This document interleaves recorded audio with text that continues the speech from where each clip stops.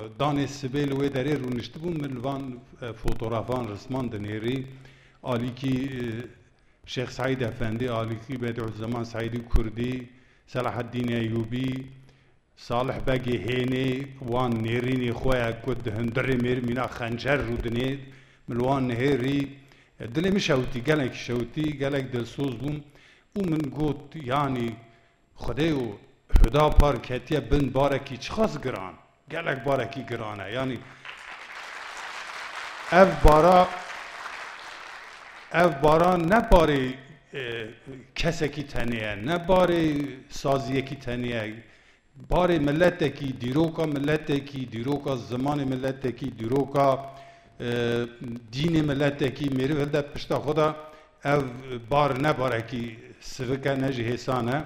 Di şe'rekî erebî de dibêje divê تعالي تعالي أقاسمك الهموم ورا ورا أزوان درد كل إتا بارو بكم أف دردانا ترا يكيت ناكه كسك تاني نكارا ويني همو بكشينه جبروه كي مادم كي هدا پار كريا بن في باري دستي خواويتيا في كوري دخازه في باري بده سر پشتا خدا همو كسين دلسوز همو كسين خودي وجدان همو كسين كو ج دين و ج دیروک و ج ادبیات بهره گرتنه پاره کوان هبه لازمه کو پشتوانی بدن مالاوان آبابه گلک سپاس کم خدای آلیکاره وان به لی از دخوازم جورشون دا آخافتنا خوب به ترکی دوام بکم من به ترکی حاضر کرد بو ترکی شانده بو جبروه که از جورشون da Türkiye bejim.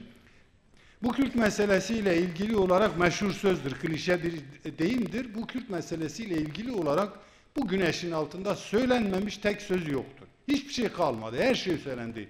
Bağımsızlık isteyenler konuştu, federasyon isteyenler konuştu, özerklik isteyenler konuştu, öz yönetim, demokratik, ekolojik sistem diyenler konuştu, herkes konuştu, silahlı mücadele diyenler konuştu, Kürt yoktur, bir tutam Arapça, bir kaşık Farsça, bir bardak Türkçe karışımıyla çorba gibi bir dildir Kürtçe diyenler konuştu. Herkes konuştu. Dolayısıyla bir tek devlet konuşmadı. Ya da bir tek bu meseleyi ikide birde kendisiyle uğraşan şeyi konuşmadı.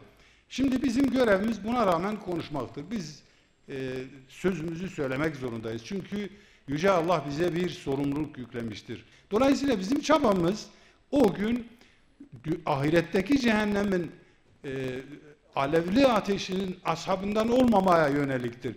Bu dünyada yeterince cehennemi yaşıyoruz. Yeterince bize eziyetler ediliyor. Yeterince ızdıraplar çekiyoruz. Yeterince katliamlar çekiyoruz. Ama derdimiz ahiretimizi de kurtarmak. Bu dünyada bizim neslimiz, bizden sonraki nesiller bu acıları yaşamasınlar. Bu yönden söylüyoruz. Şimdi akademisyenler, alimler, hocalar, yazarlar, bunlar konuşurlar, bir şeyler söylerler. Devleti yönetenler de bu söylenenlerin içerisinde en güzelini alırlar. En güzelini alırlar, onu siyasal bir maddeye, bir söyleme dönüştürerek toplumsal hayatta tatbik ederler. Biz konuşacağız.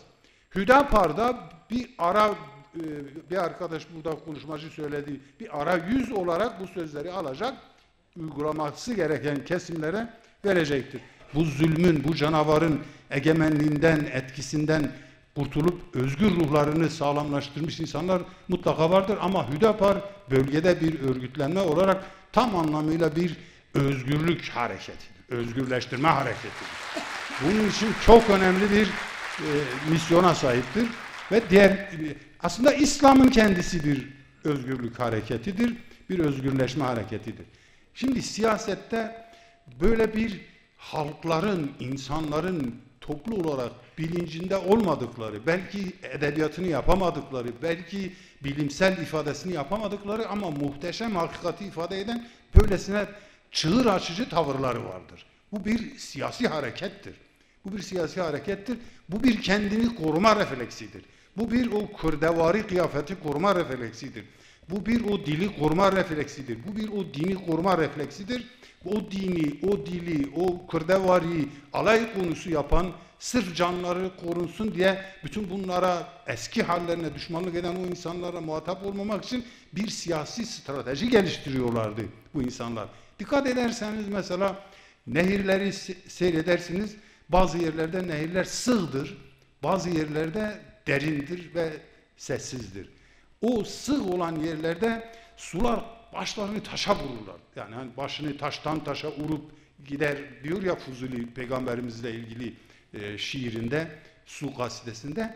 Böyle su gelir taşa çarpar, bakar ki taşın öyle anlayacak, yumuşayacak hali yok. Hemen kıvrılır yanından, akışına başka türlü devam eder. Bu tabiatın akışı böyledir. Toplumlar da su gibidirler. Taş gibi bir zihniyet. Taş gibi İbni Hacer'in taşından bile taş. Yani hani o su damlayıp taşı yumuşatmış ya Seyda bilir. Ondan bile sert. Yani granitten, mermerden beter bir zihniyetle laf anlatılmaz. Ben kenarından gideyim. Su gibi yanından akıp gideyim diye düşünmüş olar. Bence Hüdapar'ın şu siyasi tavrı o başını taştan taşa vuran suyun yerine derin ve sessiz akan suyu temsil ediyor. O derin suda olur balıklar, o derin suda olur insanlara faydalı olan şeyler. Cahil ve cahil kelimesi dip anlamı, en eski anlamı. Şimdi biliyoruz cahil, işte okuma yazma bilmeyen falan diyebiliyoruz. Aslında dip anlamı sığ ve gürültülü akan su demektir. Cehule. Halim ise işte ağırbaşlı falan diyoruz. Halim ise derin ve yumuşak akan su demektir. Cahilin zıddı halimdir, alim değildir. Alimin zıddı ümmidir. Yani biri ümmidir, biri alimdir. Biri cahildir, biri halimdir. Ağırbaşlı, derin su gibi giden, siyasetini böyle yürüten kişi halimdir, ağırbaşlıdır, derin sudur. İçinde çok bereketli, çok güzel şeyler vardır. Ama gürültülü, kavgalı, keleşli, füzeli, rampalı, şunu bunu, başını taştan taşa vuranlar allame-i cihan olsalar cahildirler. O yüzden cahiliye dönemi bitirilmeli ve sizler, madem ki bizler bu canavarın elinden kurtulduk, o zaman bu ağırbaşlı yürüyüşümüzü devam ettirmeliyiz. Vesselamu aleyküm ve rahmetullahi ve berekatuhu.